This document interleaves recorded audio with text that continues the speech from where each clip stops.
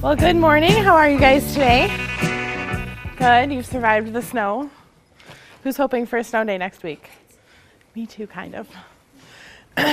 Well, you ladies did a great job. It was a great skit. Thank you so much for doing that. So my name is Carrie Gilchrist, and I was here at the last session, and we talked about beyond banking, some different ways to pay for college. So I'm excited to be back with you again today. And today we're going to talk a little bit about financial aid eligibility. Who's eligible, what they're eligible for, talk about kind of requirements that you need to get scholarships and grants and loans and student employment and all that good stuff.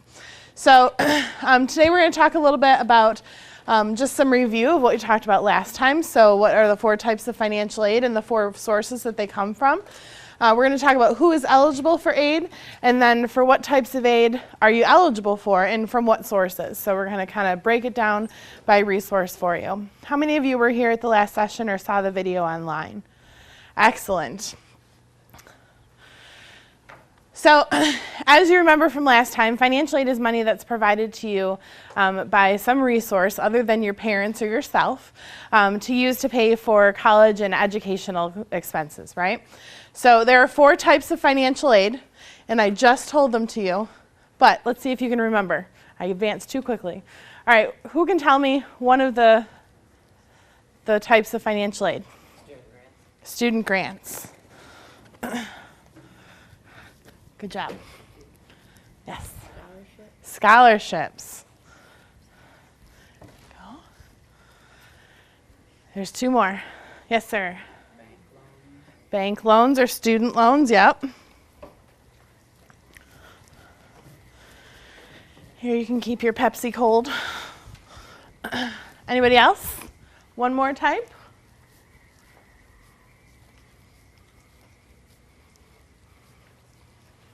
How do you earn money?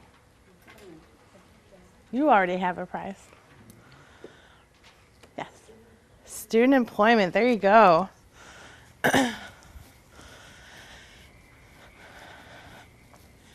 There you go. And does anybody remember the 4 sources that those 4 types of financial aid come from? You just have to give me one. Yeah? The government. What kind of government? The U.S. government, the federal government.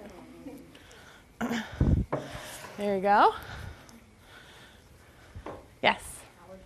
Colleges and universities, they also give out financial aid.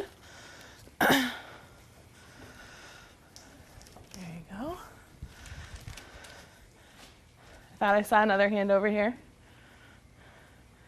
You got it. I see you thinking about it.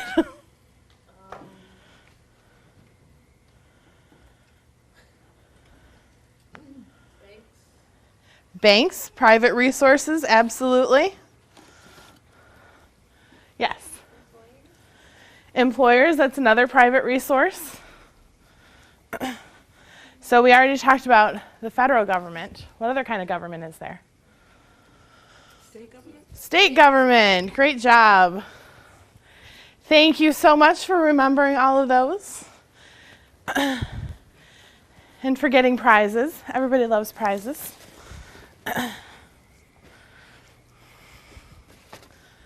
So all of those financial aid types require some kind of eligibility, right?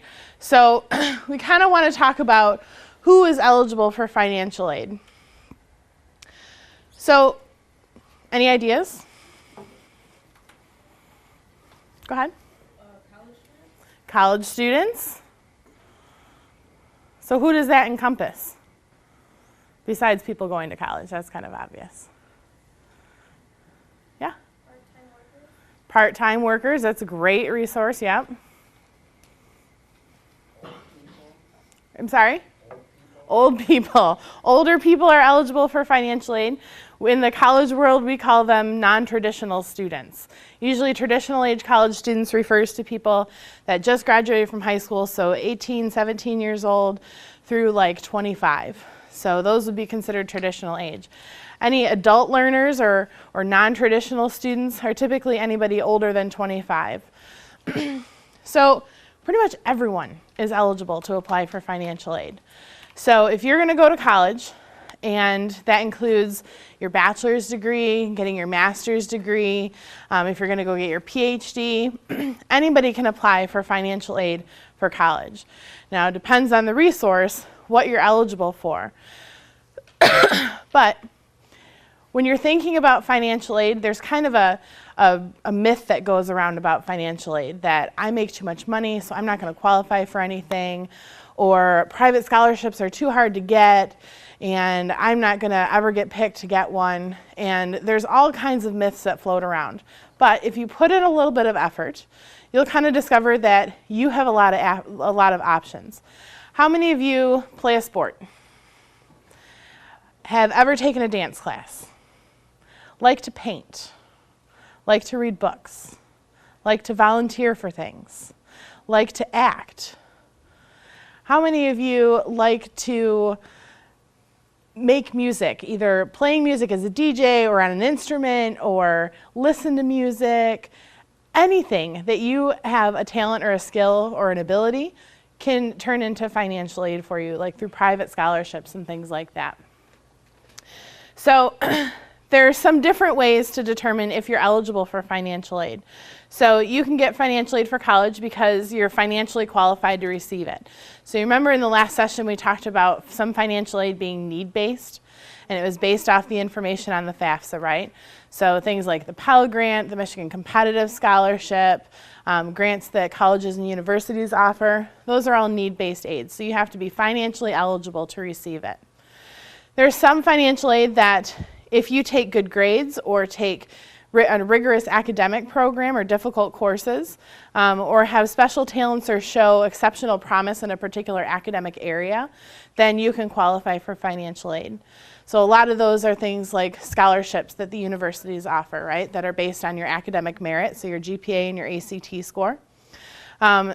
There are scholarships and things that require you to show particular promise in an academic area from a private resource. So maybe a foundation or a company is offering you a scholarship if you're going to go into some field of neuroscience or something less complicated than that.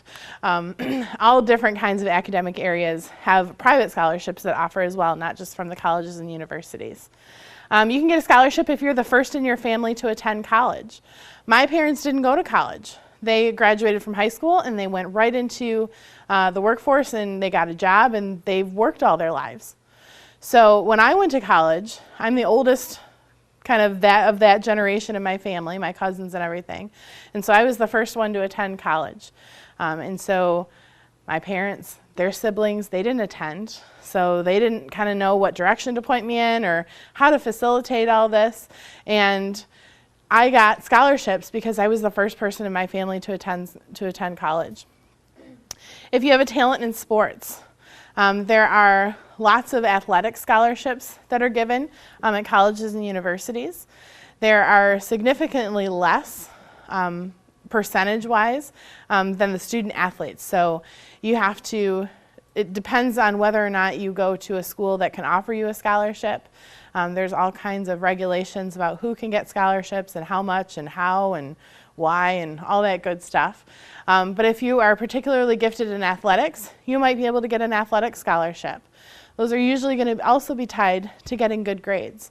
So athletes in college have a particularly full schedule. They go to class full time, they practice a lot, they are usually involved in one or two student organizations, and so they're really busy and they have to really focus on their academics and achieving good grades, because otherwise they don't get to play sports and they don't get their scholarship.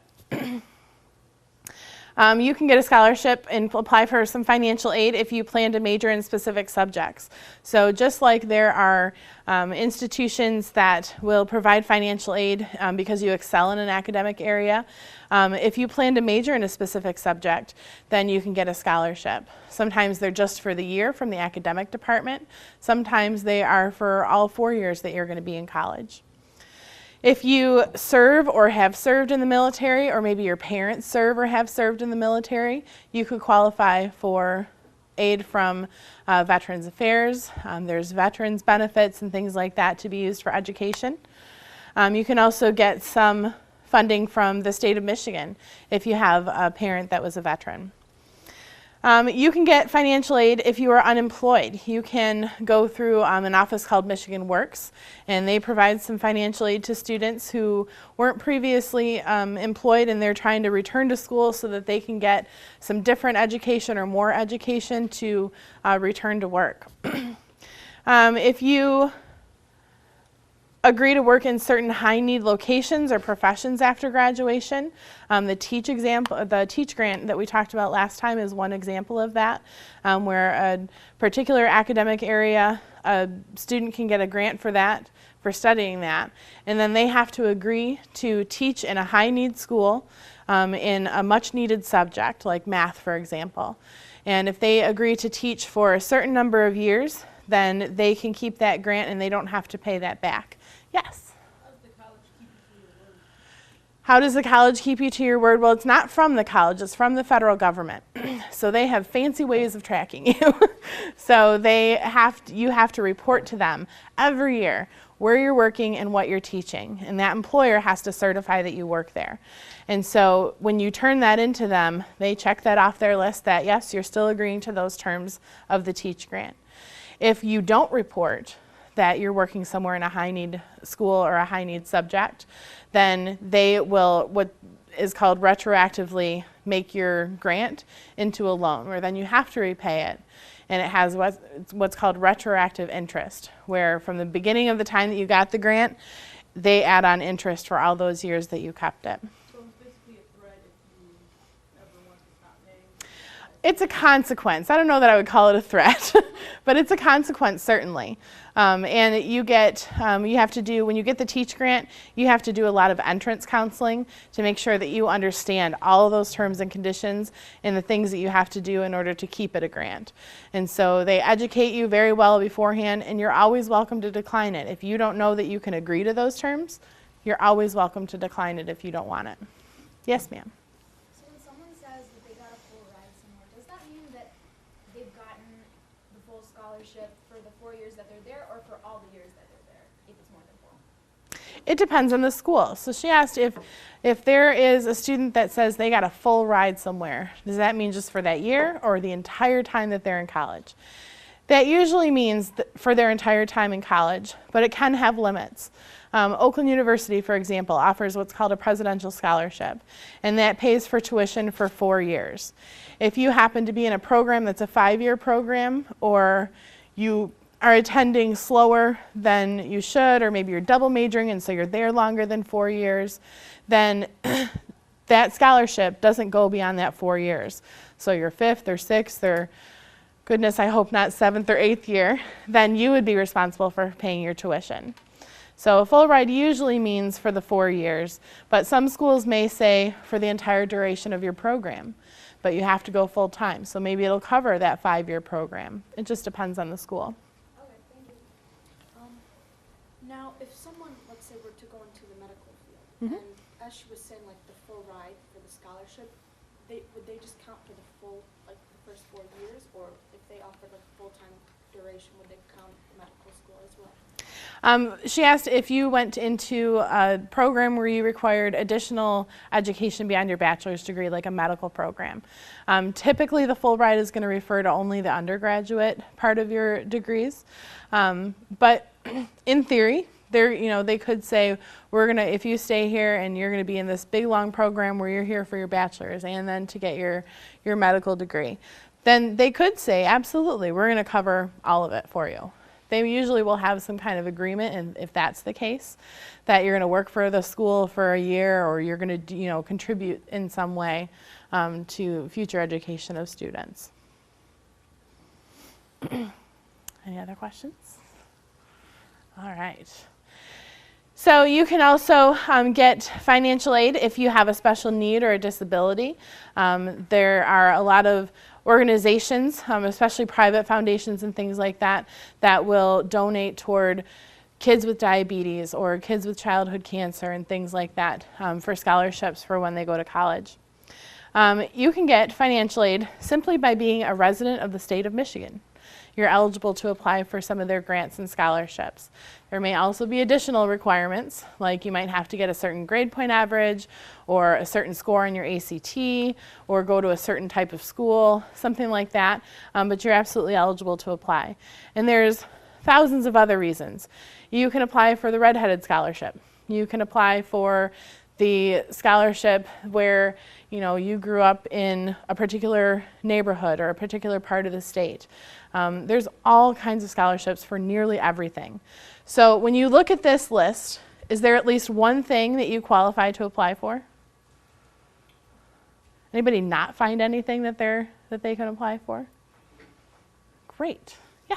Can't you get a scholarship for speaking different languages? Yes, you can get a scholarship for speaking different languages. There's actually a website that publishes an article every year for the wackiest scholarships.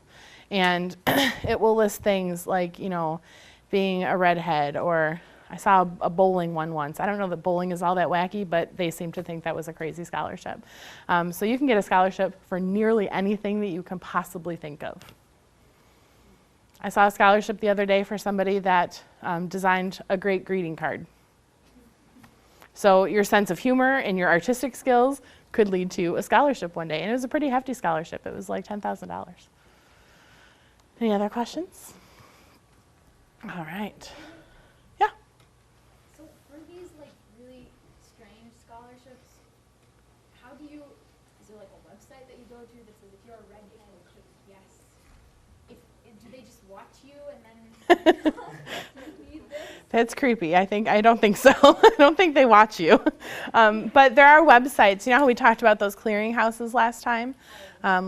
Okay, so if you go back to that video, there's some clearinghouses that we talked about. And clearinghouses are databases online where foundations and companies and individuals can register the scholarship that they want to offer to students. And when they do that, it gets put into this database, and you as a user can go on and create a profile for yourself. A good example is like fastweb.com or collegeboard.org. They have a place where you can create a profile, and you list your talents and your skills and your interests and your hobbies and anything you can possibly think about yourself. And they keep it all in a file, and then they use that information to sort through their lists of scholarships. And there are thousands of scholarships. So we're not just talking about, somebody runs to the bulletin board and looks at the 15 scholarships that are posted there. We're talking thousands and thousands and thousands. So that really can help students figure out what they're eligible for, because it pares down that list to what fits your profile that you created. And they tell you, here are the 650 scholarships you can apply for. And you fill out applications and you send them off, and hopefully you get selected for a few of them. No. Some colleges have application fees, that's true. Some do not. But you should never ever apply, you should never ever pay to apply for a scholarship. If you have to pay for it, if they're asking you to pay a $25 application fee for a scholarship, that seems kind of wonky to me, so you don't do that. That's usually going to end up being a scam, unfortunately. So only apply for things that are free to you, except for colleges. Pay those application fees if it's somewhere you really want to go. You mentioned something else, and I wanted to touch on that really quickly. Oh, about the databases. So we're talking thousands of scholarships, right? So has everybody seen a phone book? I know they're kind of outdated now, but you all have seen phone books, right? The big, thick, really thin tissue paper, and it's really tiny writing, and it's line by line, and it's that thick. When I was going to college, when I was in high school, that's where we looked for scholarships. And you had to look line by line through these little tiny writing and these really thin paper and these really giant books for a scholarship that you were eligible to apply for. So you maybe, if you were really super dedicated, you made it through the first 3 pages, because after that it just gets boring. And so nobody applied for scholarships, and it was really something that ended up being good for you, because if you did apply, your pool of competition was really small because hardly anybody applied. But with the databases, it's listing out, the same or more scholarships, but it's able to sort through it really quickly for you. So you can find out really quickly, without spending 3 days going through a tiny little phone book, about what scholarships you're eligible for, how how you apply, you know, if it's something that you want to invest your time in, that kind of thing. And the problem is, everybody's applying for those scholarships, right? So out of this many people in the room, if someone offered you a $1,000 scholarship, that's probably going to pay for your books for at least a semester, if not 2. If somebody said, do you want $1,000? Would you take it? Yeah. All right, raise your hand and show me if you would take it.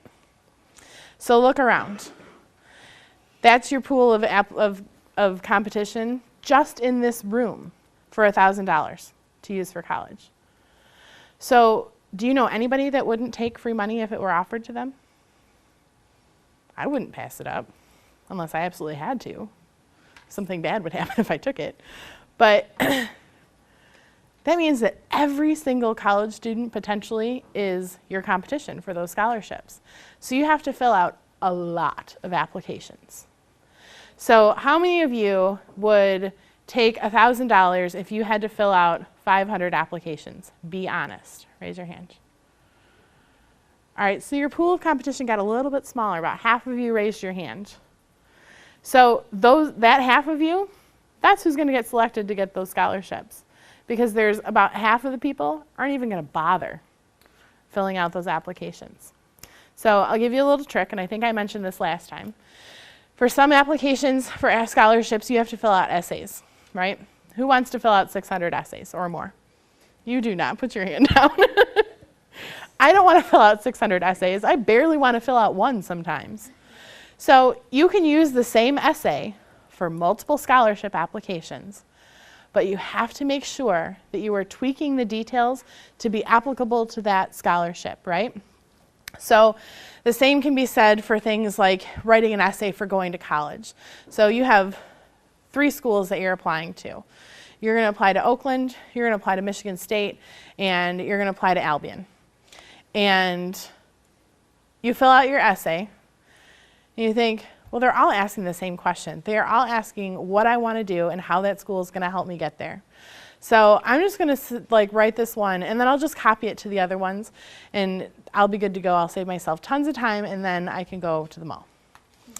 Well, so you write the essay, and you copy it onto Albion's website, and then you copy it onto Oakland's application, and then you copy it onto Michigan State's application.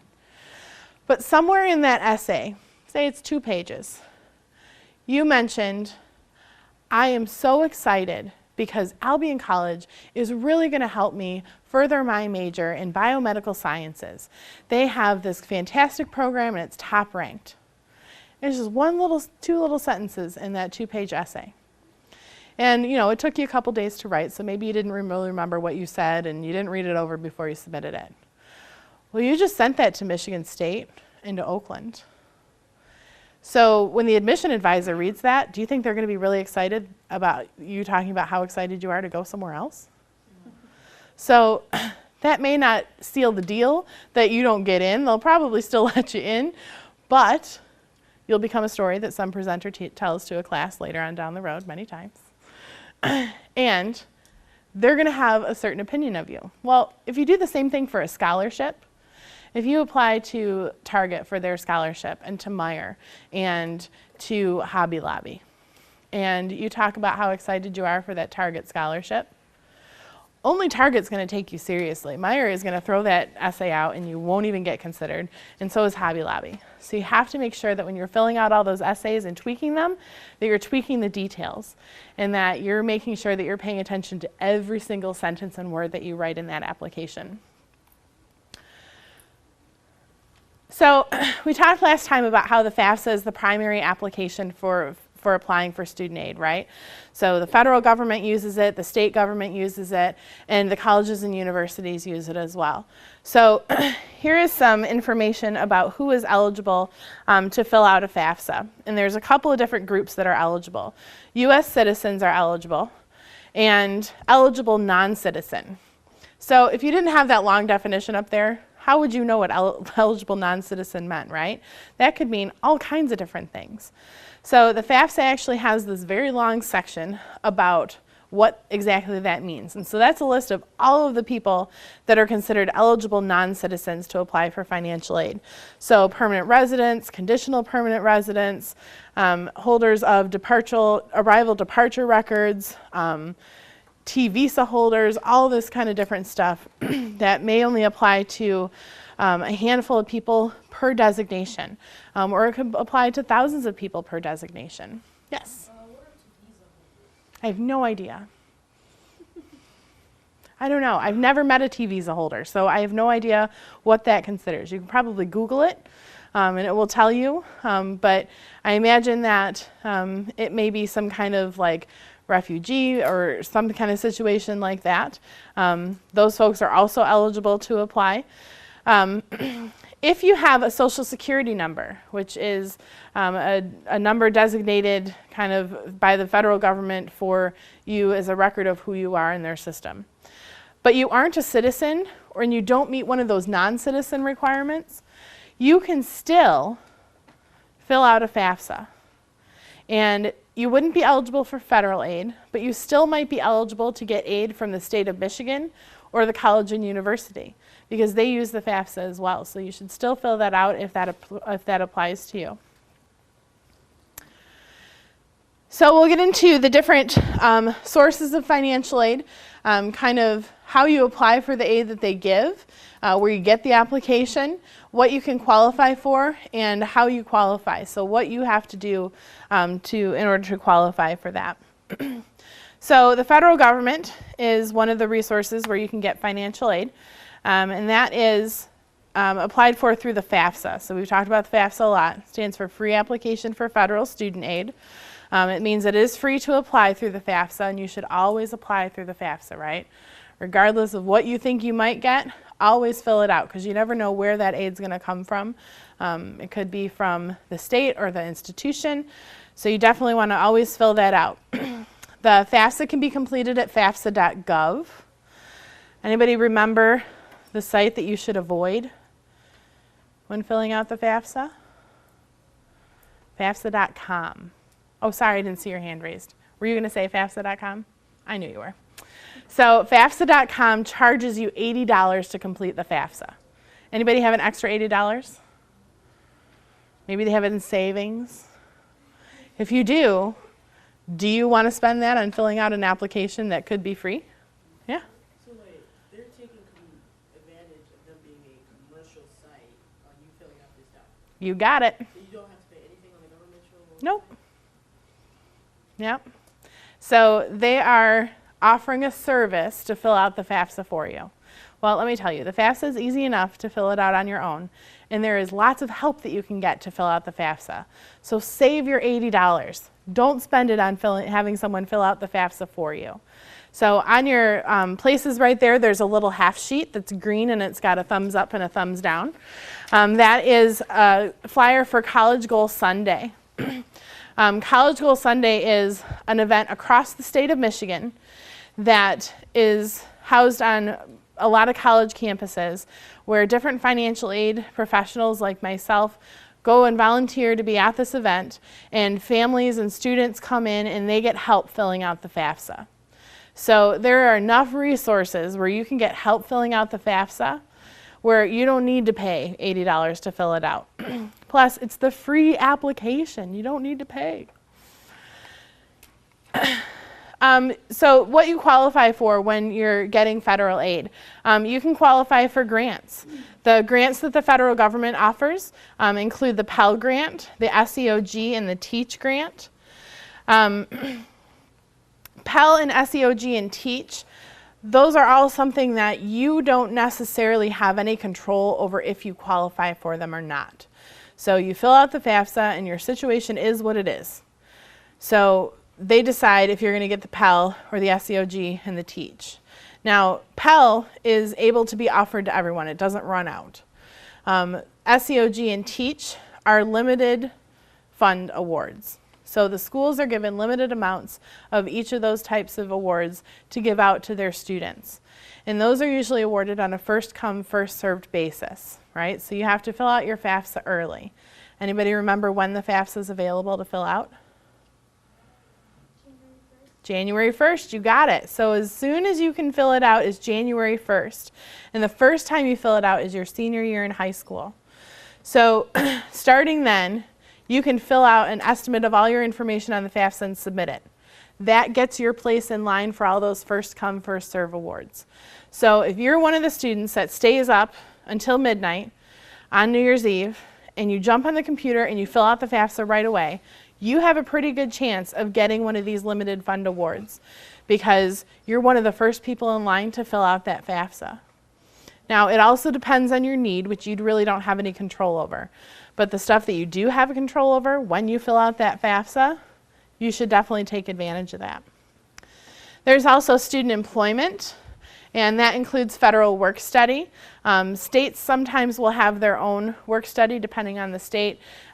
Sometimes schools may have their own kind of student employment program. But the federal work study is what's available through the federal government.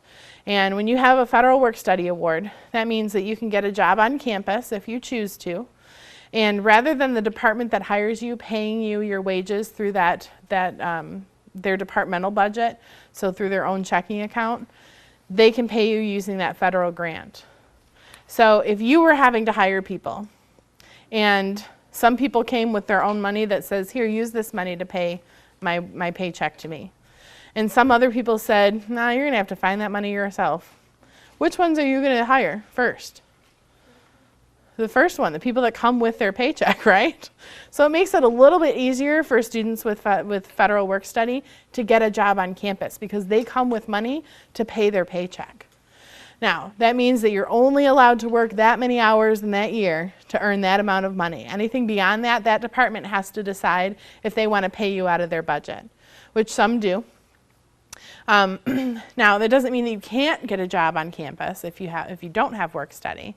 You can absolutely get a job on campus. You can apply for anything you want to. It just means that how they pay you is going to come from a different source. Yes? So I feel like I just missed like a block of something you said, so I'm Okay. really confused. Okay. You say pay with your paycheck. What? So the work study award, when the department hires you, say I work in the financial aid department. I do. And I decide I'm going to hire you. And you can file files, and you can, answer the phones, and you can greet people when they come into the office at the front desk, and you work for me 20 hours a week. And so say you make $10 an hour. So it's $200 a week that I have to pay you. Well, if you're a non-work study student, I'm using my own money to pay your paycheck, to give you your paycheck, to pay your wages. So I'm giving you $200 out of my own bank account for you to work there. If you're a work study student, the federal government gives you a grant and says, here, the financial aid department, when they hire you, or whatever other department you want to work for, is going to use this money to pay you wages. So if you're a work study student and I hire you in financial aid, I'm going to take that grant that you get, and every week I'm going to take $200 out of that grant and give it to you for your paycheck. And that's the only way that you can get that grant money. Does that make sense? Okay. So it's basically kind of a helpful tool for students to be able to get a job on campus because they come with money, with that grant to give them their paycheck from the department. Make sense? Okay. So lastly, there's loans. Now, I know we talked about last time, if you don't need a loan, don't take a loan. But sometimes you need a loan. Sometimes that is what you're going to use to help pay for college, because college is a great investment, and you're going to make money back from being in a college and graduating and getting that additional education.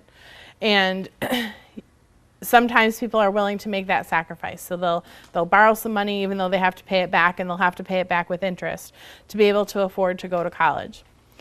So there's two different kinds of federal loans. There is subsidized loans and unsubsidized loans. And the subsidized loans don't accrue interest while you're in school. Unsubsidized loans do accrue interest. So the subsidized loans, you don't start gaining interest on that until after you graduate and you start repaying it. The unsubsidized loans, they're gaining interest continually over those years. You're given the option to pay those back quarterly, so if you have that option, please do that. That's going to save you money in the long run. But for the federal aid, it's pretty easy to qualify for because you really don't have any control over whether or not you qualify for it. For the student employment for federal work study, the way that you qualify is to demonstrate financial need and apply early enough so that the school still has funds available to award. So the only control you have over that is when you apply. So January 1st, midnight, go and cheer for fireworks and make your noisemakers at midnight, and then hop on the computer and fill out that FAFSA, right? And then your loans, the subsidized is a need-based loan, so it depends on the information on your FAFSA, which you don't have control over. But that isn't a limited fund award. So if you choose to, you can fill out the FAFSA later, and if you qualify, you still get that subsidized loan. Unsubsidized loan, you just have to be a college student. And they award it to you depending on if you're full-time or half-time. And that's pretty much it. So you don't really have to do a whole lot to qualify. You don't have to have, a certain grade point average going into college or anything like that. Now, you do have to maintain a certain grade point average as you go through college. And you do have to complete a certain amount of credits that you take in order to still qualify for that aid every year. And those things you do have control over. So for the state of Michigan, they also offer financial aid, as we've talked about many times. And you can you apply for it by filling out the FAFSA, and there may be some additional applications as well. So at your seats, most of your seats, if you don't have them, make sure that you get me afterwards, and we'll get you copies from the blank seats. But there is a pamphlet or a handout of all the slides with all the different eligibility requirements and things like that. As I was creating the presentation, I realized that's a lot of stuff for you guys to write down and remember. So basically what I want you to do as we're going through all these awards is make maybe a check mark next to something that you're eligible for or that applies to you that you can see that you need to fill out an application for in the future. So we all know you get the FAFSA application at fafsa.gov. And you can get the separate applications at michigan.gov/MIStudentAid right there on the website. And what that qualifies you for, you can qualify for grants and scholarships from the state. The state doesn't provide loans. They're not a lender, so you don't need to worry about any of that. But the state offers the Michigan Competitive Scholarship, the Michigan Tuition Grant, the Michigan Tuition Incentive Program, also known as TIP, the Children of Veterans Tuition Grant, the Police Officers and Firefighters Survivor Tuition Grant, Gear Up Michigan Scholarship, and Gear Up College Day Scholarship. And then they also cite dual enrollment as something they support. Although there aren't any scholarships that you can apply for dual enrollment. That's usually handled through your school for payment and things like that. So for the Michigan Competitive Scholarship, the way that you qualify, sorry, I'm tripping all over all kinds of stuff up here. The Michigan Competitive Scholarship, you qualify for that based on your ACT score, and it has to be at least a 23, and they say a scaled score of at least 90, and that's kind of when it involves super scores and adding up all your different scores and things like that. The composite score is what most people go by when they get that ACT. And you'll take that as a junior, but you can also continue taking that through your senior year. You can take that multiple times. You also qualify for Michigan Competitive based on your financial need that's established by FAFSA. The only other qualifying limit that they have on that is if you go to a public university, you cannot also receive the Michigan Tuition Grant at the same time. If you go to a private school, then you can receive both the Michigan Competitive and the Michigan Tuition Grant at the same time. You can also get the Michigan Tuition Grant, and that is based on financial need only. So when you fill out that FAFSA, that's going to determine what you're eligible for. The school will let you know that. So if you're going to a public school and you're eligible for Michigan Competitive, don't plan on seeing that Michigan Tuition Grant, right? It's only available at independent nonprofit institutions. And you cannot receive the Michigan Competitive Scholarship at the same time at public schools, just like we talked about for the Michigan Competitive Scholarship. Yes? So when you say you have to choose which one you want between either the Michigan Competitive Scholarship and the tuition incentive program? Usually schools are going to make that choice for you. Okay. So that you don't have to, and they're going to make that decision, what's in your best interest. So we don't have to choose which one? No, usually not. There may be some schools that, will say, here are the nuances of each, which one would you prefer? But most schools are going to make that decision for you. Is there a difference between which one's better? Is there a difference between which one is better? Depending on the state budget at the time and what they allocate for each fund, it might change the value of it, so it could depend. Any other questions? Okay.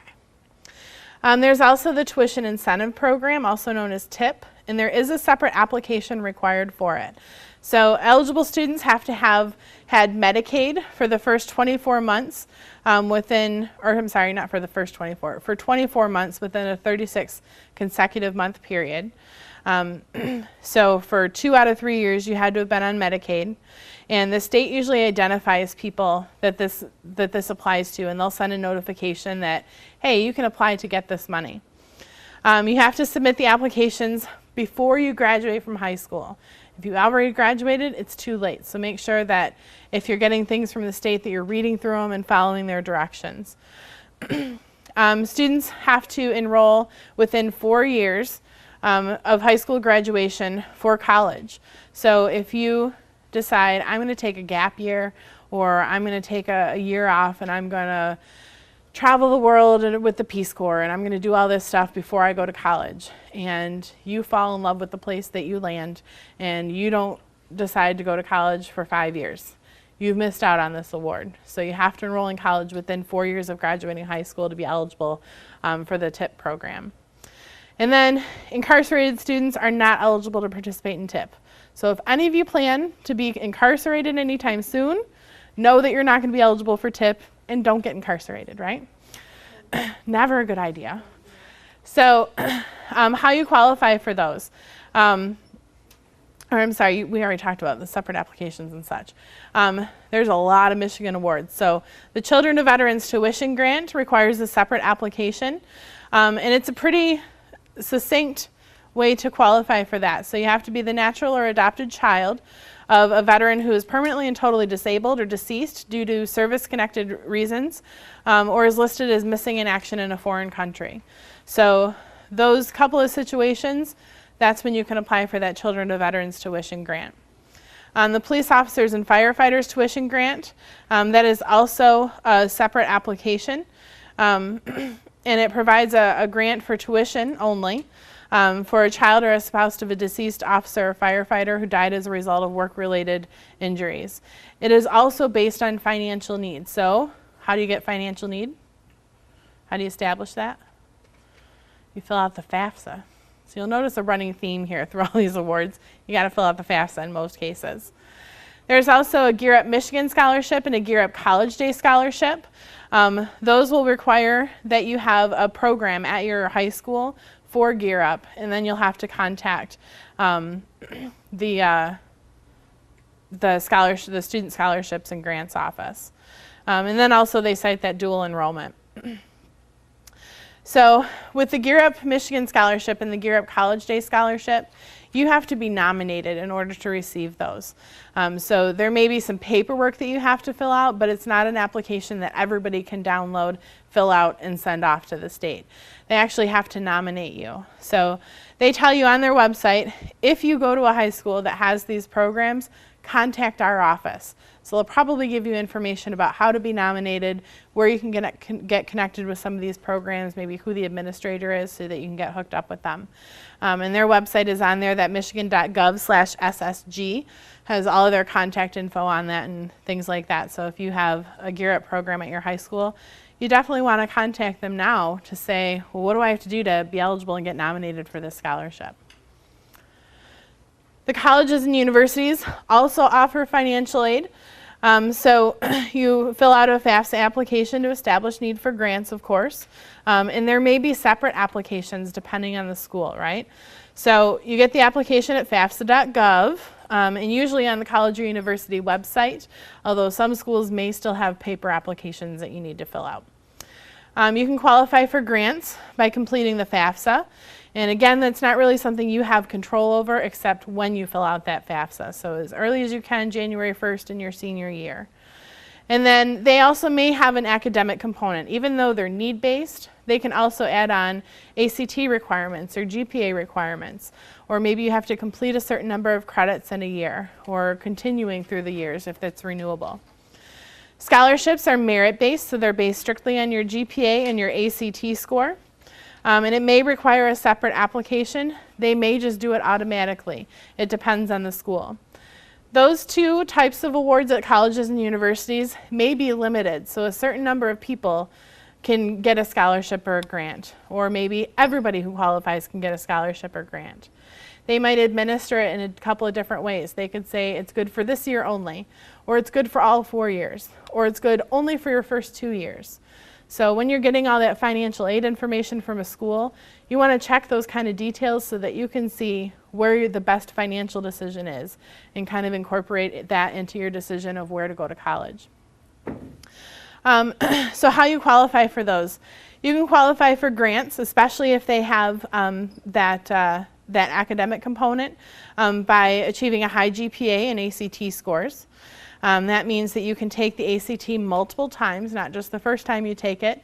If you get the top score when you first take it, you're good to go. You don't need to take it multiple times. But if you want to see if you can raise your score, then usually students can raise their score between 1 and 2 points if they take it multiple times, especially if you're studying differently for it. Everything in that closet okay back there? Oh, all right.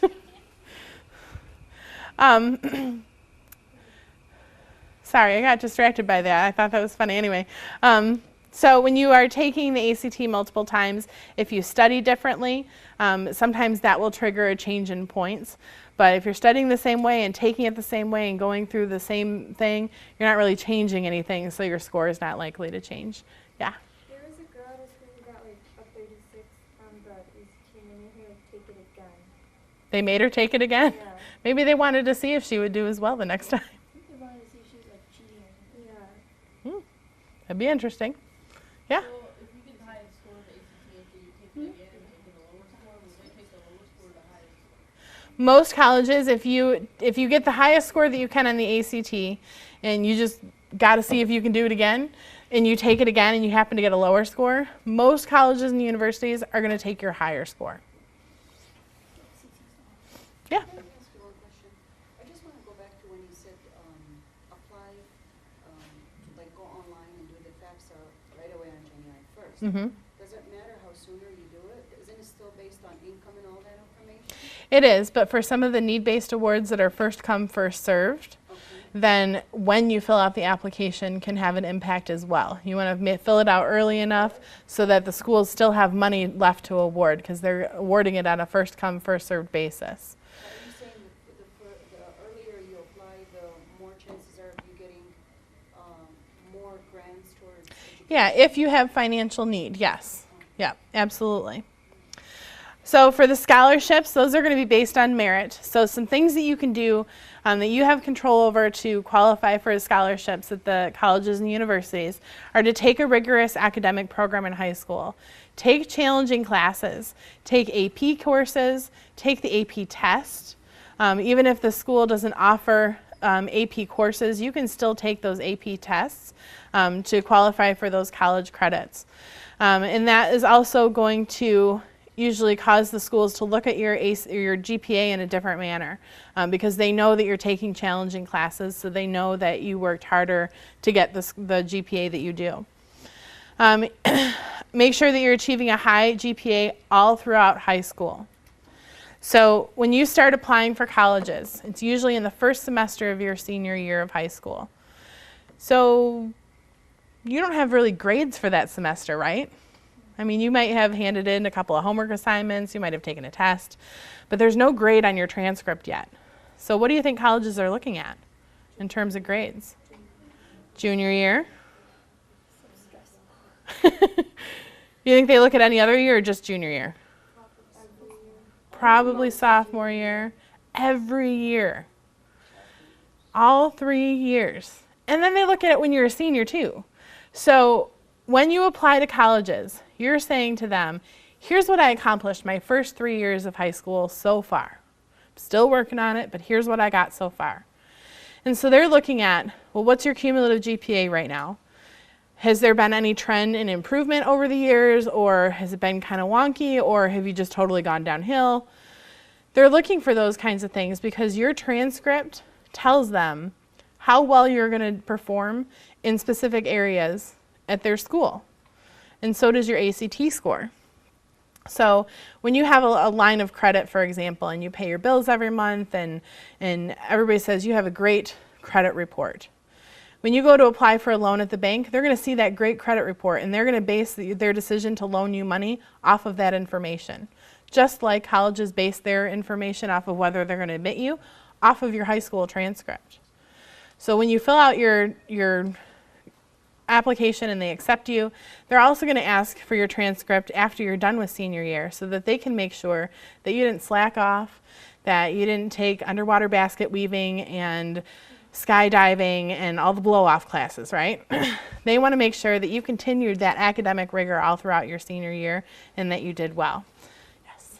Unless you did really bad your freshman semester, first semester, Mm-hmm. you do good throughout your GPA, and you do good throughout the rest of high school, Mm-hmm. will they still look at the first semester? Yeah, they're still going to look at it. So if you do poorly in the first semester of your freshman year of high school, but then you improve because now you've gotten the hang of high school, you understand it's a little bit different from junior high or elementary school, and you're good and you know how to study now and you're getting it done and you're getting good grades the rest of the time.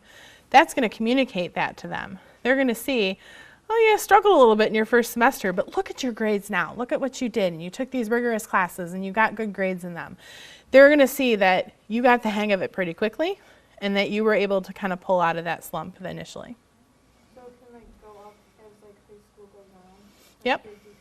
Yep, as long as you get good grades every semester. If you had one semester that you struggled, that's going to average out to increase your GPA over time. Yes? You said to keep a good GPA, but what's the minimum? The minimum numbers for GPAs depends on the school that you attend. So some schools will say, we're going to accept students that have a 2.0 or a 1.5. We're going to accept any student. Doesn't matter what their GPA is. Some schools are going to say, we're only taking students that are 3.0 or higher. We're only taking students with 3.5 or higher. It just depends on the school. And that kind of determines the level of competition, how hard it is to get into a school. And sometimes people think that it has something to do with how good that school is, how well they perform their academic preparation for students. Okay. So make sure that freshman year through senior year, all the way through the end of senior year, that you're doing well academically and you're taking those rigorous classes. And then take that ACT multiple times like we talked about. So finally, the private resources. So there's foundations and companies and individuals that will allow those private resources like we talked about through the clearinghouses that we talked about. You apply through individual applications, a lot of them. So how many of you know about probability? Handful of you, right? How many of you are kind of really just afraid of statistics and you don't want to think about it on a Saturday? Yeah, I've been there. So probability says that if you apply for 5 scholarships, you're not going to get those scholarships because there are thousands of other people applying for those 5 scholarships. But if you increase the number of scholarships that you're applying for to 1,000 scholarships, the likelihood that you're going to get selected for some of those scholarships also increases. So the handful of you that said, yep, I'm going to fill out 600 scholarship applications, you'll probably get some. If you fill out 1,200, you'll probably get more. My theory is, if you start in your junior year of high school applying for those private scholarships, and you give yourself a goal that you're going to fill out 20 a week or 25 or however many a week that you're going to do that, and you're going to do that consistently throughout high school and throughout college, my theory is that you need to continue to do that until you have enough money from those scholarships to pay for all 4 years of high school or all 4 years of college. So don't stop applying for those applications, and make sure that you're looking for them constantly. So you can get the applications on clearinghouse websites. High school guidance offices are great places to do that because they have local scholarships in like a binder or a website or something like that. And your competition for those is much smaller, so the odds of you getting selected for one of those is greater. Foundation and company websites as well. Target, Meijer, Pepsi, Coke. I'm sure places like Fago and local Better Made and stuff like that, they all give scholarships, tons of scholarships.